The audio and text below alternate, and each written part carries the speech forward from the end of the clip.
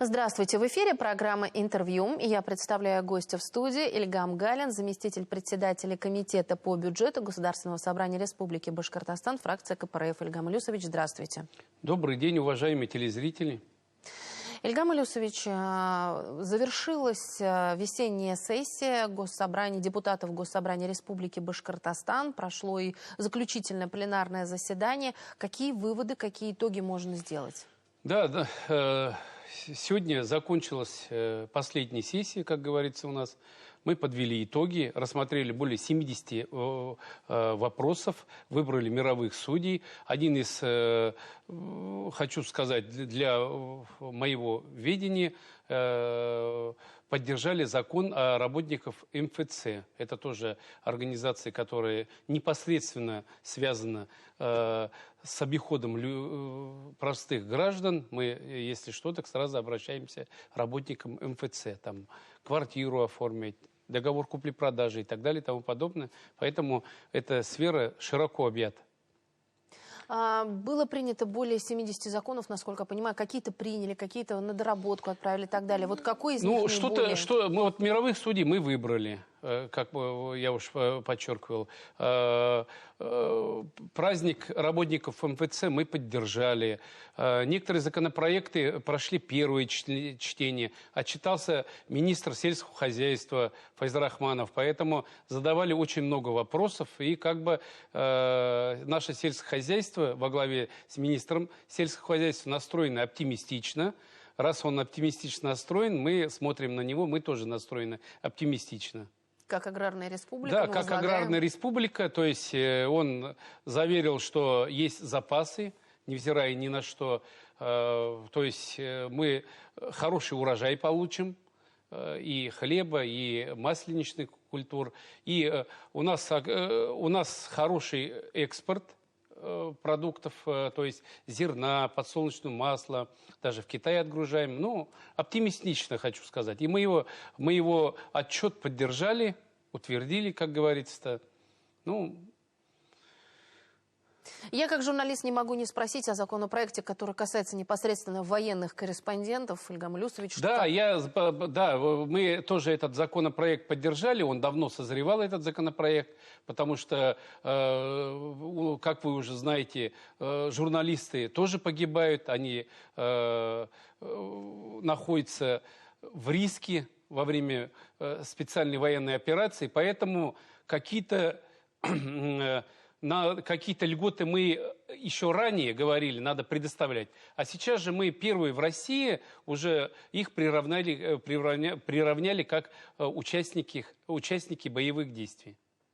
Ильгам Илюсович, если вернуться уже к июньским памятным датам, одна из них это День памяти и скорби, 22 июня, может быть, какие-то мероприятия проводили? День памяти и скорби мы, не только коммунисты Республики Башкортостан отметили этот траур для России, но и, я думаю, все граждане Республики Башкортостан вышли в 4 утра, кто-то зажег свечи, кто-то возложил цветы. И вот 22 июня целый день проходил траур. И администрация, и простые граждане возлагали цветы, вспоминали о родственниках и о погибших во время Великой Отечественной войны.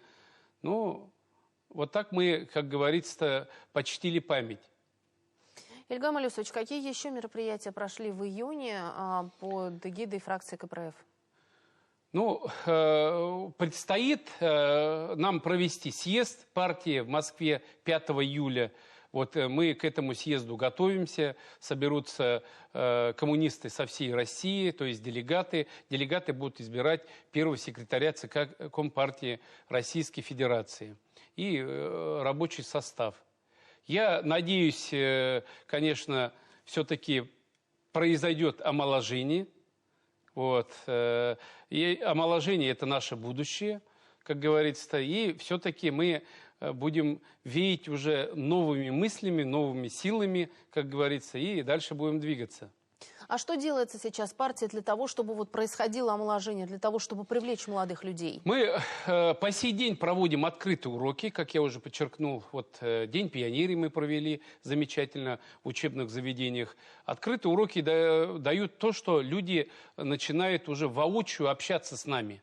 Я вот посещаю некоторые учебные заведения. Наши дети ведь они сложные. Мы порой их не понимаем. И надо такую изюминку найти, где бы их заинтересовать. И мы пытаемся им целый спектр предоставить, в чем бы их можно заинтересовать. И в конце концов все-таки мы убеждаемся, что только можно их заинтересовать современный вот стиль, в современном этапе. Они живут будущим. Ну, конечно же, мы объясняем то, что нету будущего, если ты свою историю не знаешь. Я всегда, как говорится, говорил и буду говорить, детям надо уже с 1 класса нашу литературу, то есть Пушкина, Лермонтова преподавать. Поэтому, чтобы мы получали какие-то итоги в конце учебного года, когда ребенок уже выходил, и он уже культурный был, культурно освещенный, культурно образованный. А если именно вот в основном, да, в главном, может быть, в главной партии КПРФ, не только в нашем филиале, именно какие-то мероприятия, которые проводятся для молодежи, но со всех регионов объединяющие? У нас проходит учеба, то есть в Москве. Мы отправляем учиться молодых специалистов, будущих, как говорится, управленцев, будущих первых секретарей. Они обучаются там до 3 недель и приезжают, уже становятся готовыми нашими специалистами, которые воочию работают и с населением, и с молодежью. Это проходит у нас в течение года. Да, конечно же, мы планируем и провести различные спартакиады, как мы обычно летом проводим. То есть собирается молодежь у нас со всего региона, проводятся спортивные мероприятия какие-то, там футбол, баскетбол и так далее и тому подобное. И поэтому мы, как говорится, общаемся. Ильгам Илюсович, а если говорить именно о вашей деятельности, потому что я знаю, что вы очень активно проводите и прием граждан, очень много общаетесь с людьми, и вы, и другие представители республиканского отделения. Вот что здесь есть нового, с какими просьбами, с какими вопросами? Ну, одна из главных задач в летний период – это дороги. Дороги, системы ЖКХ, то есть мы знаем, сейчас дожди пошли, крыши текут, поэтому порой приходится выезжать на эти дома. Когда начинаешь изучать этот дом, то годами не ремонтировался этот дом. Хотя на капремонт собирались тоже годами суммы, или деньги не хватает, или управляющая компания обанкротилась, ушла. Вот в таких условиях приходится, конечно, нашим людям жить в этих домах. Хотя регулярно они отчисления платят, вот мы, как показывают квитанции. И вот этот летний период, он небольшой, 3-4 месяца. И вот этот летний период надо, конечно, эти дома восстановить. Жилищный фонд у нас изношен на 70%. Вот яркий пример – Краснокамский район, Николо-Березовка, центр, правильно? Там практически воды нет из-за того, что сети старые.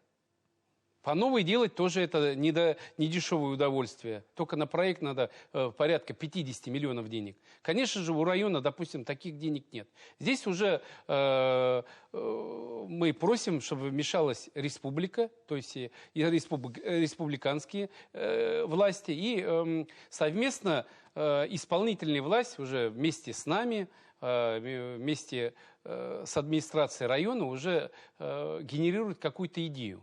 Вот яркий пример, это буквально на днях произошло в Краснокамском районе. Но вопрос решается, насколько вопрос я понимаю? решается. Вопрос решается.